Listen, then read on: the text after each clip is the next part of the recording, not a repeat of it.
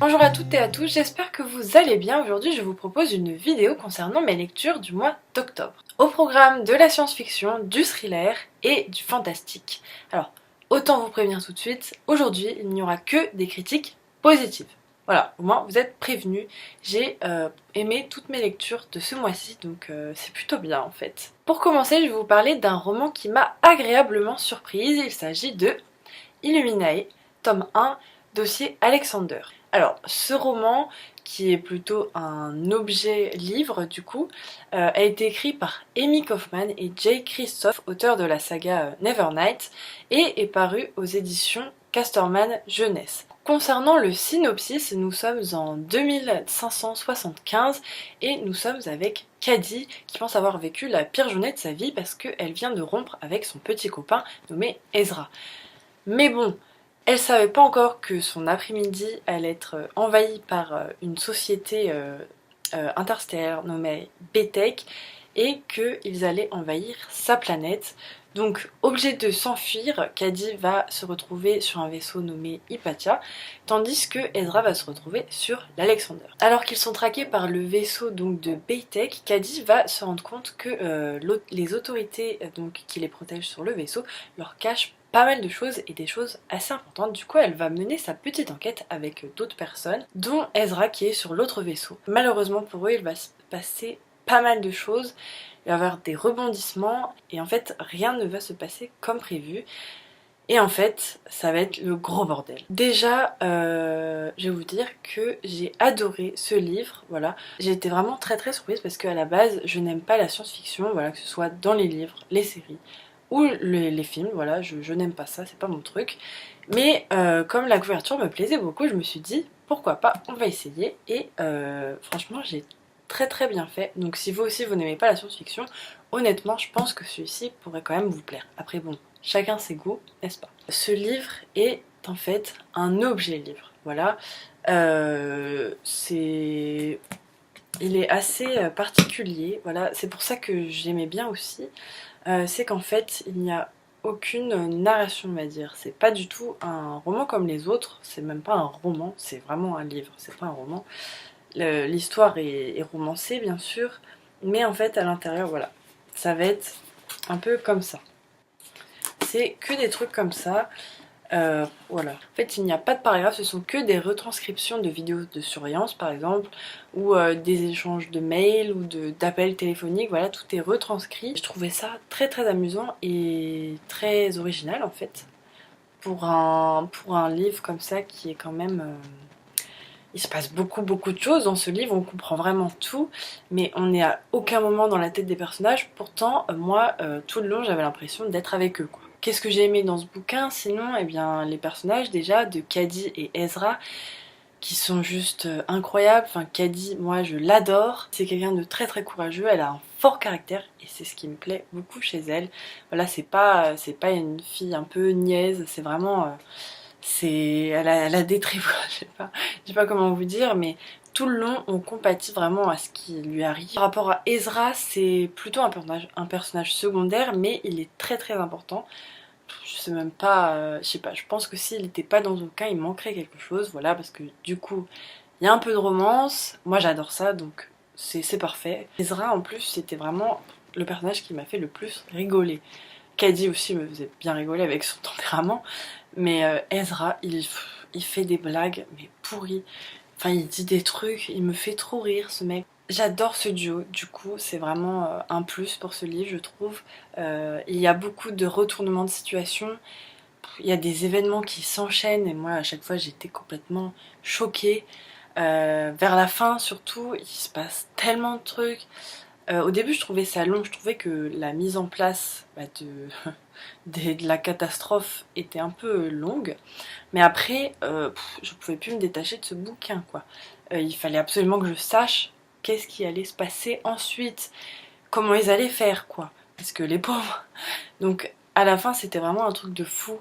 Je me croyais dans un film, vraiment, il y avait vraiment trop de trucs.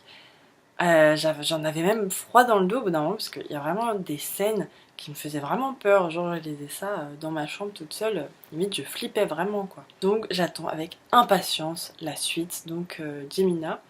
dont la couverture sera bleue. Elle est super belle, franchement allez voir, elle est trop magnifique et j'espère qu'il me plaira tout autant.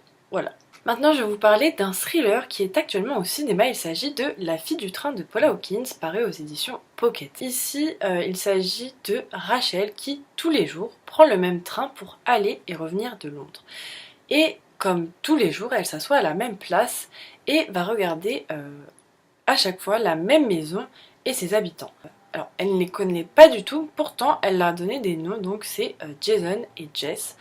Donc pour elle, ils ont une vie parfaite, elle a inventé toute leur vie, elle a inventé leur métier, voilà, elle essaie de deviner. Et en fait, un jour donc où elle va prendre le train, elle va regarder donc par la fenêtre la maison, et en fait, elle va voir donc Jess avec un autre homme qui n'est pas son mari. Alors pour elle, forcément, c'est qu'elle le trompe, elle se demande pourquoi elle ferait ça alors qu'elle a une vie parfaite justement, donc contrairement à elle qui est complètement désespérée puisque son mari l'a quittée pour une autre femme, donc elle est devenue alcoolique. Et en fait, quelques jours plus tard, elle va voir donc des photos de Jess sur les journaux. Alors, qu'est-ce qui s'est passé? Eh bien, Jess apparemment a disparu. Et c'est là en fait que Rachel va vouloir se mêler de leur vie alors qu'elle aurait pas forcément dû en fait. Déjà je tiens à dire que moi j'aime beaucoup les thrillers, donc ça me fait plaisir d'en lire un nouveau, surtout que le film est sorti au cinéma il n'y a pas très longtemps, donc je l'ai lu très rapidement parce que je voulais quand même aller voir le film au cinéma et donc fallait que je le lise vite. Franchement je sais pas trop à quoi m'attendre parce que le résumé il me parlait pas vraiment. Mais j'ai été vraiment très surprise, encore une fois que des surprises ce mois-ci, donc c'est très bien, ça m'arrange.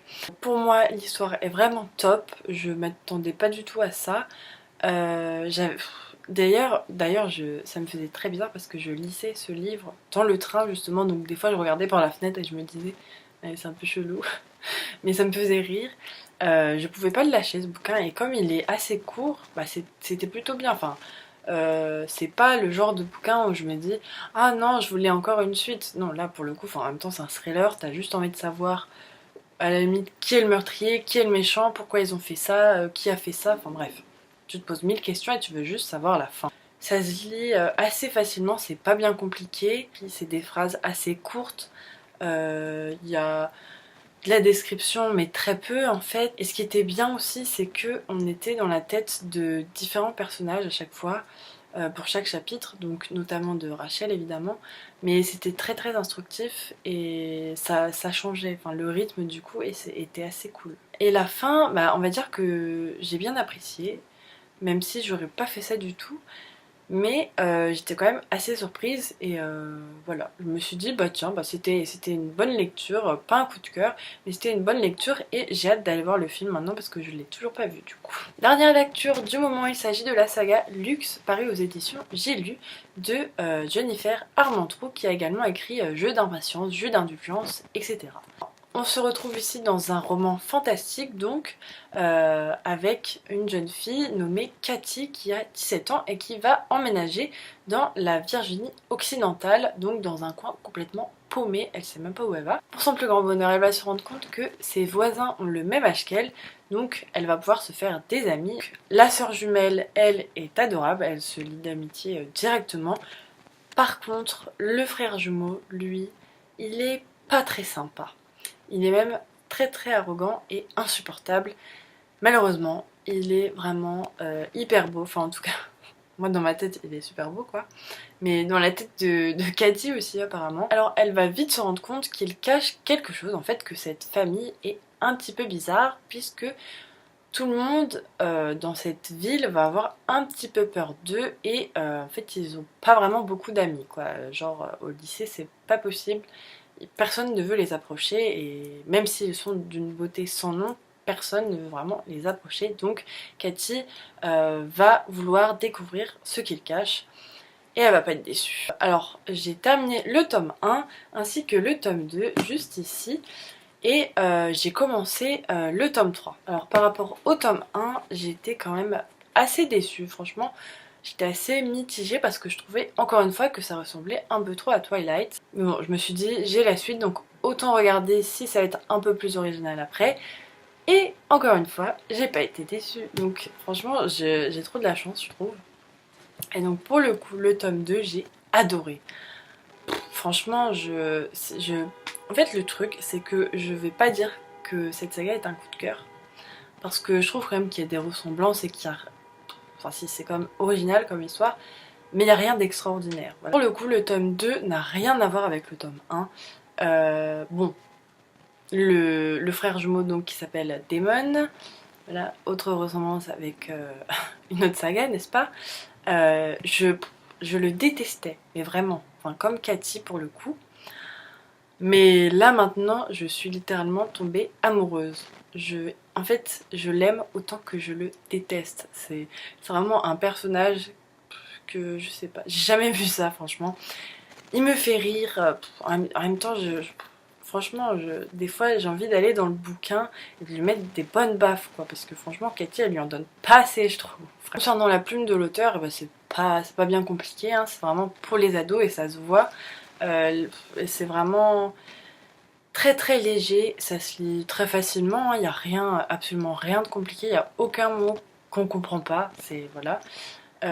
Pour le coup, c'est peut-être un petit peu trop simpliste. Ouh, je sais pas parler. Pour le coup, c'est peut-être un petit peu trop simpliste comme écriture, donc je suis pas énormément fan, mais comme je dirais l'histoire, je suis obligée d'aimer. L'histoire d'amour forcément est omniprésente, mais pour moi, ça n'est pas du tout un problème. Peut-être pour d'autres, ça le serait, mais en même temps, on s'y attend, quoi. Voilà. C'est vraiment une saga que, même le tome 1, hein, je pouvais pas m'empêcher de le lire. Fallait absolument que j'ai la suite. Là, pour le tome 2, alors là, pour le tome 3, c'est encore pire. Il faut absolument que je lise au moins un chapitre par jour. Je suis obligée, même quand j'ai pas le temps, je m'en fiche. Je le prends dans les transports, je le prends quand je mange. Je le prends même avant de dormir alors qu'il est super tard, je m'en fiche. Il faut que je lise un petit passage de ce livre parce que j'en peux plus, je pense qu'à ça. Franchement, ça devient maladif. Voilà, c'est tout pour aujourd'hui. J'espère que cette vidéo vous aura plu. En tout cas, moi, je suis très contente de mes lectures du mois d'octobre et j'espère vraiment que ce sera pareil pour le mois de novembre. N'hésitez pas à me dire en commentaire si vous avez lu l'un de ces livres, ce que vous en avez pensé ou si vous avez envie de les lire. Sur ce, je vous souhaite de très belles lectures et vous dis à une prochaine.